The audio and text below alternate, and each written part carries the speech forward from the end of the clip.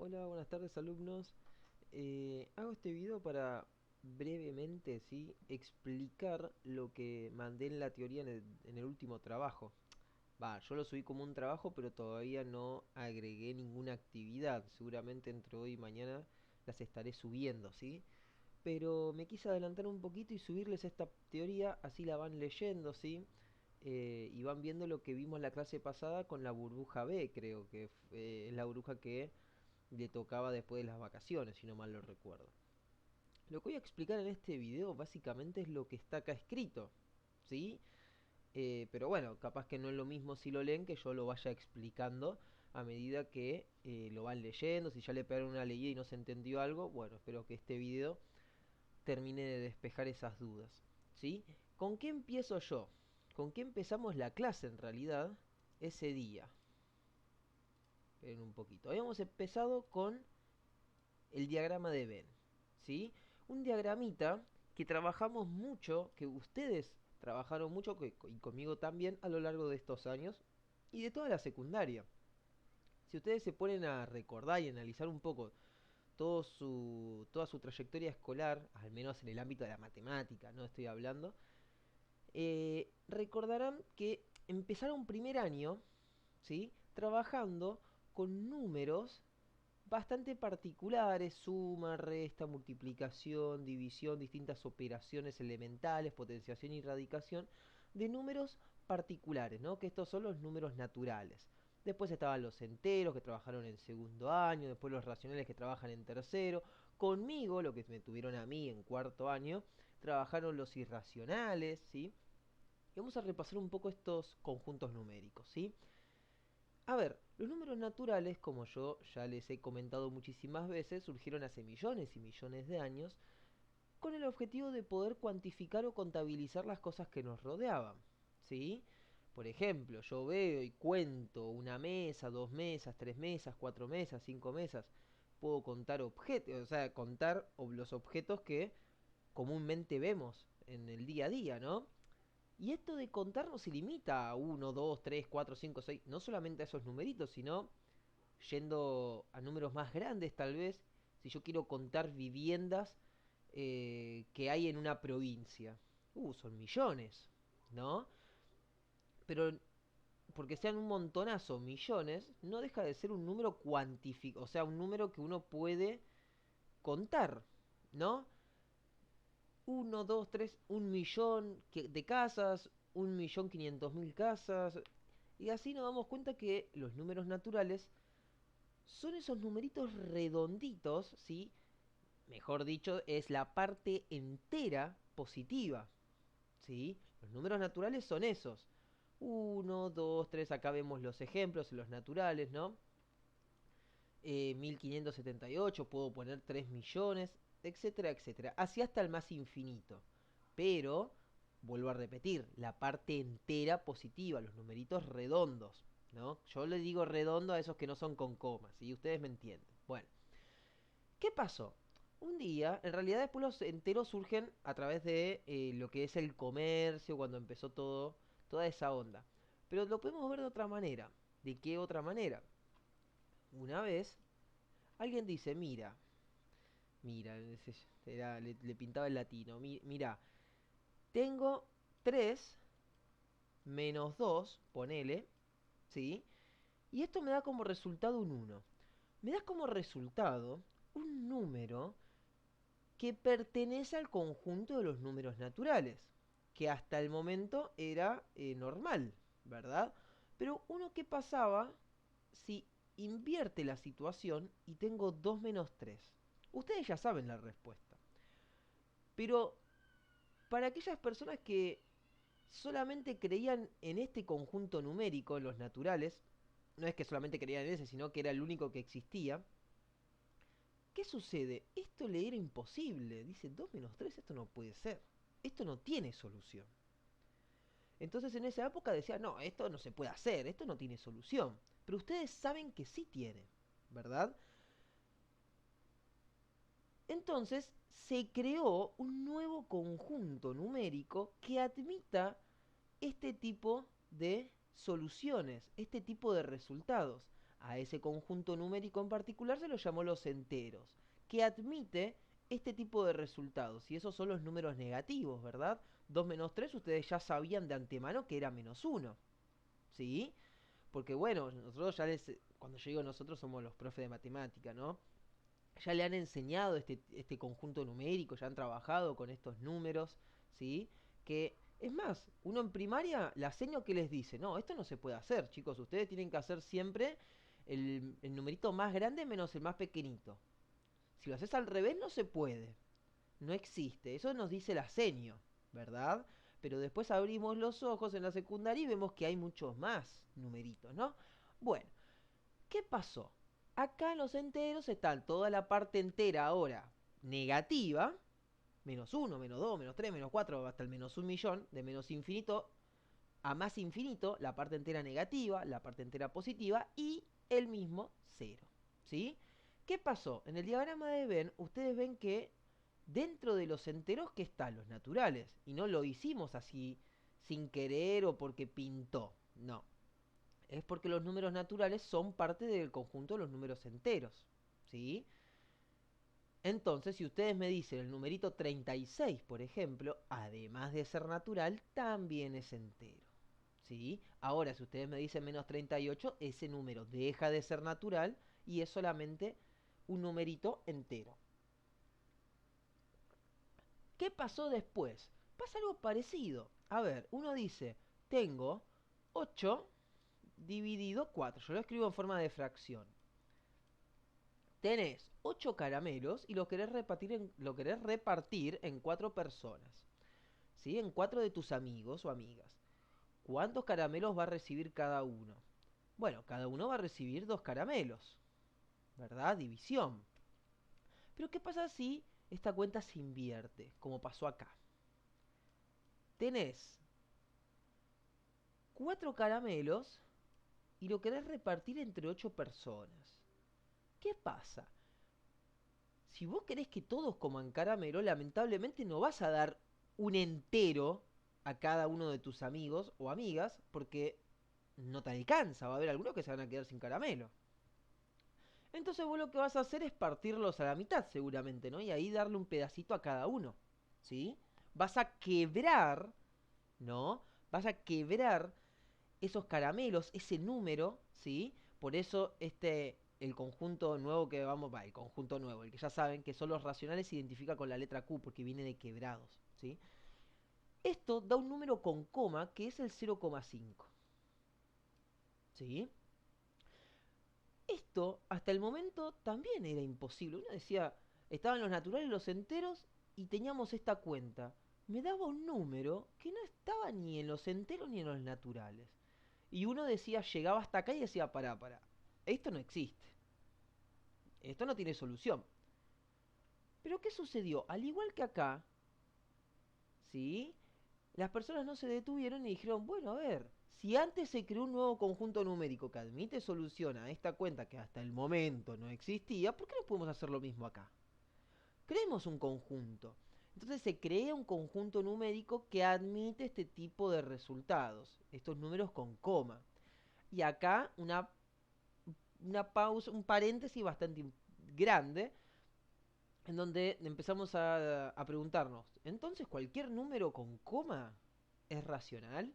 Ah, después se definió que los números racionales, ¿sí? Son aquellos que se pueden escribir como el cociente, como una división entre dos numeritos enteros, A y B, es decir, A y B puede ser cualquier valor entero, menos 38 sobre 7, 1 millón sobre 3, etcétera, etcétera, siempre y cuando el denominador sea distinto de cero. Recordemos que un número dividido cero no existe, ¿verdad? Eso sí que no existe.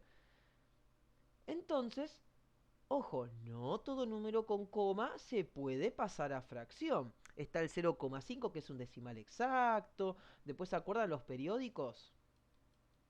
Estos numeritos periódicos también se pueden pasar a fracción. Si estos son los periódicos puros, porque después de la coma todo lo que sigue está siendo afectado por el arquito.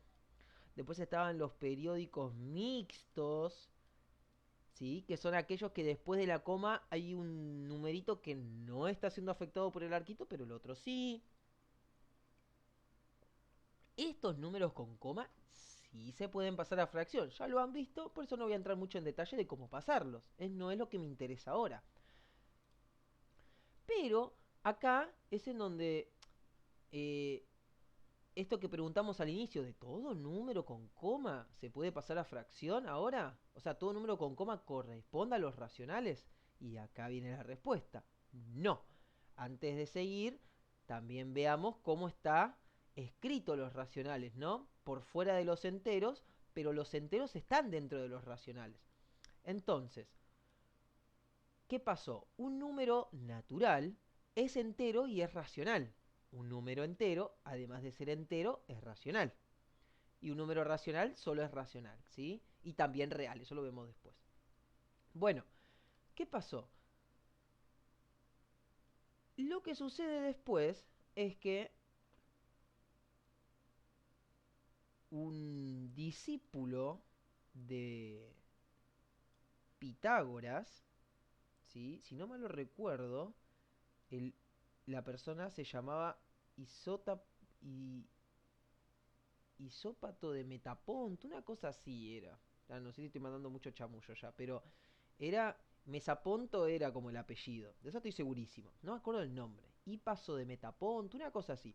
Bueno, uno de los discípulos de Pitágoras eh, descubrió que si hacemos un cuadrado, esto es un cuadrado, ¿sí? Tiene todos sus lados iguales, de lado uno, es decir, este mide uno, este mide uno, este mide uno y este mide uno, ¿verdad?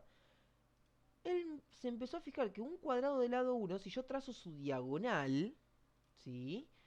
¿Qué pasó? Acá se me forma un triángulo rectángulo. Y el discípulo dice, mire maestro, yo agarré este cuadrado de lado uno y gracias a su teorema, el famoso teorema de Pitágoras, obtuve esto. Su teorema dice que la hipotenusa al cuadrado es igual a la suma de los catetos al cuadrado. Maestro, esta es su fórmula, su teorema. Y fíjese lo que sucede ahora. Los catetos son uno y uno. Uno al cuadrado más uno al cuadrado. Uno al cuadrado más uno al cuadrado es 2. Todos de acuerdo, ¿no? Uno al cuadrado es uno, uno al cuadrado es uno, uno más uno es 2. Y ahora este exponente 2 pasa para el otro lado.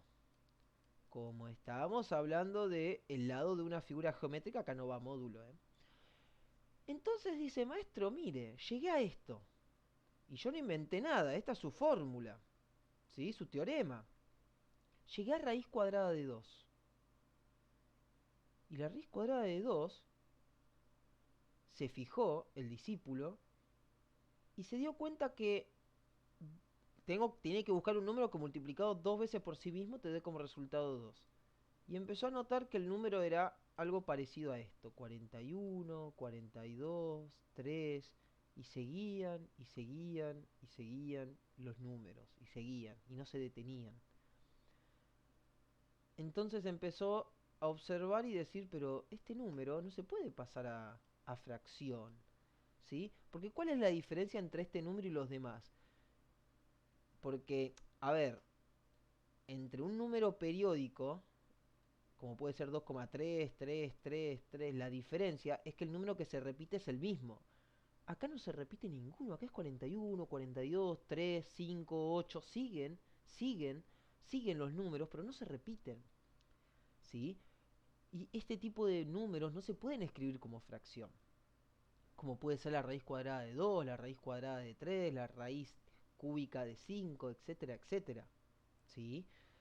Son números decimales, son números que tienen infinitas cifras decimales, porque esto sigue, no periódicas, que no se repiten. ¿Sí? Cuenta la leyenda que cuando Metaponto vino con esto, todos se asustaron y dijeron, pero pará, este número no existe. Y lo hiciste encima con mi teorema. ¿Sí? Medio como que les agarró bronca y lo tiraron del barco, se ahogó. Bueno, pero eso cuenta la leyenda. Esperemos que no haya sucedido eso. Entonces, se crea este nuevo conjunto numérico totalmente aparte del resto. ¿Sí? Que son los irracionales. aquellos valores que no se pueden escribir como el cociente entre dos números enteros. Y ellos son la raíz cuadrada de 2, el famoso número de Euler, pi, que es 3,14, 15, etcétera, etcétera, etcétera. La raíz cúbica de 3, por ejemplo, acá 0,1, 2, 4, 7, 3, 2 y así sigue, sigue, sigue. ¿Y qué pasa? Si yo agarro los números racionales, que recuerden, en los números racionales están los enteros y los naturales. Agarro los racionales y los irracionales y los junto a todos en una bolsita, es decir, los uno, unión, se forma el conjunto de los números reales. Todos los números que ustedes estuvieron trabajando a lo largo de estos años. ¿Sí? Bien. Entonces, si yo les digo, díganme un número real, ustedes me podrían decir 5, raíz cuadrada de 5, un medio, 0,3 periódico, 1, etcétera, etcétera. ¿No? ¿Qué pasó luego?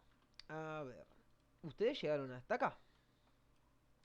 Luego, lo que sucedió fue que había números que pasaba lo mismo de antes, que no existían, o sea que no me da una solución. Como vieron 2 menos 3, que en el momento cuando estaban solamente los naturales uno decía, no, pero esto no tiene solución. Acá pasa algo parecido cuando tenemos raíz cuadrada de menos 4. ¿Qué pasó?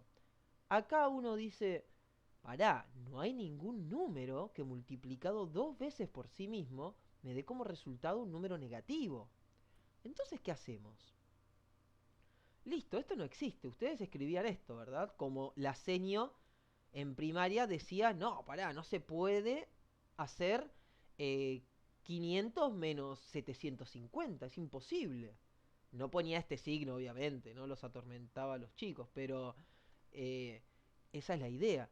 Y acá sucede algo parecido. ¿Qué pasó? En la secundaria ustedes después se reveló que sí existía, que sí se podía hacer esas cuentas. Bueno, acá sucede algo parecido. Se fueron creando conjuntos numéricos que daban solución a cosas imposibles que se creían hasta el momento. Esto no es la excepción, ¿sí? La raíz cuadrada de menos 4 hasta un momento no existía, pero después alguien dijo, pero pará, ¿por qué no podemos crear un conjunto que admita este tipo de números? Y total, se crearon conjuntos para los demás, ¿por qué no con este? Y así fue, se creó un nuevo conjunto numérico, ¿sí?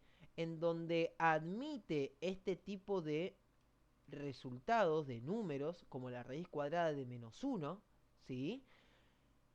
Y se los llamó los números imaginarios, que se lo identificó con esta letra I, ¿sí?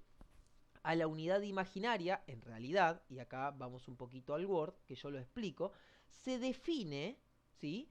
Se define un nuevo número llamado I, que es la unidad imaginaria, ¿sí?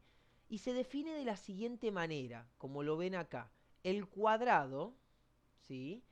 Esto se leería así, el cuadrado de la unidad imaginaria da como resultado menos 1. De esta definición, uno obtiene esto, simplemente pasando ese exponente 2 para el otro lado como raíz. Recordemos que si un exponente par pasaba para el otro lado como raíz, esto quedaba más menos, ¿sí? O módulo, como ustedes lo quieran representar. Entonces, en síntesis, se crea este conjunto numérico nuevo que es los números imaginarios y se representa con la letra I. Entonces, ya no me van a poder decir, o no van a poder decir la raíz cuadrada de menos 4 no existe. No, la raíz cuadrada de menos 4, pará, sí existe. ¿Sí? En un conjunto totalmente aparte de los reales. Esto no tiene solución acá adentro. Por eso se crea un nuevo conjunto numérico llamado los imaginarios que da solución a este tipo de resultados. Entonces yo, por ejemplo, acá puedo venir y decirles, pará, voy a hacer esto. Escribo este menos 4 como menos 1 por 4. Distribuyo la raíz porque hay una multiplicación. La raíz cuadrada de 4 da 2. Y ahora la raíz cuadrada de menos 1, i. Ah, mirá, se pudo resolver, se puede resolver, tiene una solución dentro de otro conjunto llamado los imaginarios. ¿Sí? Se crea este nuevo conjunto de los imaginarios, ¿sí? Entonces, ¿de dónde salen los complejos? ¿no? Porque fíjense cómo yo en una bolsita o en un conjunto totalmente aparte pongo los imaginarios, pero después encierro todo, ¿sí? En los complejos, que está acá. ¿Qué pasa? Al igual que como juntamos los racionales con los irracionales acá, ¿sí? Y se formó los reales, acá sucede lo mismo. Vamos a juntar los imaginarios con los reales, los juntamos, los unimos y se crea el conjunto de los números complejos. ¿Sí? Que acá yo doy un ejemplito que no me voy a explayar mucho. Por ejemplo, cuando teníamos una ecuación cuadrática, ¿sí? Teníamos que aplicar la fórmula resolvente y llegábamos hasta acá. Ustedes acá dirían, esto no tiene solución, acá lo escribo, ¿no? Esto no tiene solución. Listo, la terminaban ahí. Pero ahora que se abrió este nuevo mundo del conjunto de los números imaginarios, ya no me pueden decir eso. Y lo tienen que solucionar dentro de este conjunto nuevo.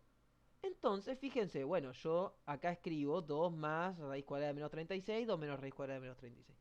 Recordemos que este menos 36 se puede escribir como menos 1 por 36, aplico distributiva, la raíz cuadrada de 36 me da 6, y la raíz cuadrada de menos 1 dijimos que es i, la unidad imaginaria. Entonces, acá simplemente lo que... Yo tenía miedo de que no entiendan lo que hice acá. Simplemente lo que hice fue distribuir el 2. Hice 2 dividido 2 más 2 dividido 6. Acá lo mismo. Y me quedó esto. Atentos acá. Este nuevo número que me quedó, ¿sí?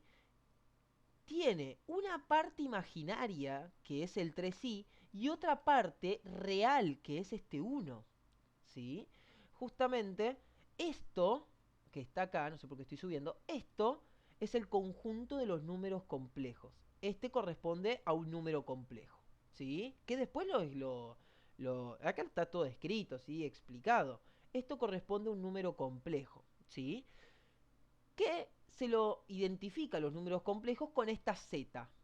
¿Sí? Se lo escribe de esta manera. Z igual a, por ejemplo, me guié con este ejercicio de acá, 1 más 3i, donde un complejo tiene una parte real y otra parte imaginaria. Esta forma de escribirlo particularmente se la conoce como la expresión binómica de un complejo. ¿Sí? Entonces podemos escribir muchísimos ejemplos, ¿sí? De esto. Puedo escribirle 5 más 3i, 10 menos 8i, etcétera, etcétera. Entonces, para generalizar, escribimos esta expresión. Z es igual a más bi, donde la a es la parte real, el número que ustedes se les cante, se imaginen. Y b es la parte imaginaria. ¿Sí? Y de esto podemos obtener las siguientes conclusiones. Un número real, ¿sí? Un número que hasta entonces nosotros conocíamos, que es lo que está acá, todo esto, un número real es un complejo, ¿sí? Como los naturales decimos que es un entero y es un racional, bueno, un número real es un complejo, fíjense que los reales están dentro de los complejos, es un complejo cuya parte imaginaria vale cero. Por eso acá tengo Z5, Z menos 7 tercios, Z menos 25. Es decir, esto de acá vale 0. 0i, ¿qué es? 0. ¿Sí? Y un número imaginario puro, ¿sí? Ya correspondería a estos numeritos de acá, los imaginarios, este conjuntito aparte. Los números imaginarios puros es un complejo también, con parte real igual a 0. ¿Sí? Bien, después están los complejos conjugados, ¿sí? Que básicamente lo que decimos, esto también lo vimos en cuarto cuando hacíamos racionalización, no sé si recordarán, multiplicábamos por el conjugado del denominador. ¿Qué quiere decir el conjugado? Que vamos a escribir, ¿sí? El complejo, por ejemplo acá yo escribo z sub 1 igual a 6 más 7i, su complejo, que se lo identifica con esa línea arriba de la z, es 6 menos 7i.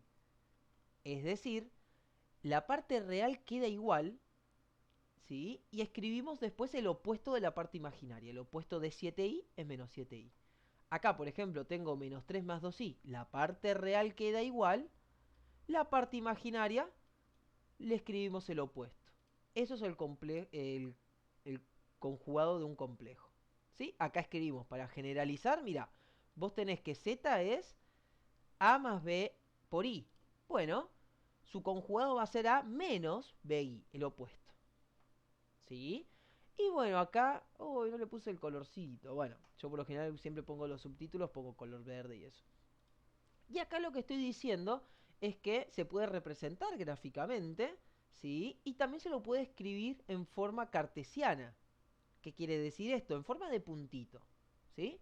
Esta es la expresión binómica. Esta sería la expresión en forma de punto, la expresión cartesiana, en donde recuerden que un punto está formado por dos elementos. Es un par ordenado de valores. El primer elemento, que correspondía al eje X y el segundo al eje Y, ahora va a corresponder a la parte real y el otro a la parte imaginaria. Y si lo representamos en el sistema de ejes cartesianos que nosotros conocemos, ya no vamos a tener el eje X y el eje Y. Vamos a tener el eje horizontal que representa los números reales y el eje vertical que representa los números imaginarios o la unidad imaginaria. Este 1, este 2, este 3 es 1i, 2i, 3i, 4i, menos 2i, menos 3i. Y estos son los numeritos reales que ustedes ya conocen. Se marca el puntito, si por ejemplo yo tengo 2.3 como el de acá arriba, marco el punto como ya saben, 2.3. ¿Qué sucede? A los números complejos, ¿sí? Le está asociado siempre un vector. Un vector, recuerden que es, yo digo recuerden porque en algún momento se los habré dicho, estoy seguro. Pero yo les había comentado que un vector es un segmento orientado, ¿sí? ¿Qué quiere decir esto? Un segmento, recuerden que es una línea que tiene principio y fin, empieza en un lugar y termina en otro. Y un segmento orientado significa que es un segmento que tiene principio y fin, apunta hacia un lugar y se dirige hacia un lugar, ¿sí? Esto está apuntando para arriba, ¿no? Se dirige hacia arriba, está apuntando para arriba, ¿no? Y también tiene una magnitud, ¿sí? Es decir, este vector, si yo agarrase la regla y mido, bueno, me dirá tantas unidades o tantos centímetros, ¿no? Después vamos a ver una forma de cómo obtener la magnitud de este vector, ¿sí? Que eso se lo conoce como el módulo de un complejo, pero eso lo veremos en la clase que viene. Bueno, se le está asociado a todo número complejo, le está asociado un vector con origen en el punto de coordenadas, es decir, con origen acá, en el puntito 0, 0, yendo en dirección y dirigiéndose hacia el punto marcado del complejo. ¿Sí? Por ejemplo, acá yo tengo el menos 3 punto y coma menos 2, marco el puntito ahí y escribo el vector, ¿sí? Con origen en el puntito 0, 0, dirigiéndose al punto marcado del complejo. ¿Sí? Y ahí se terminó la explicación.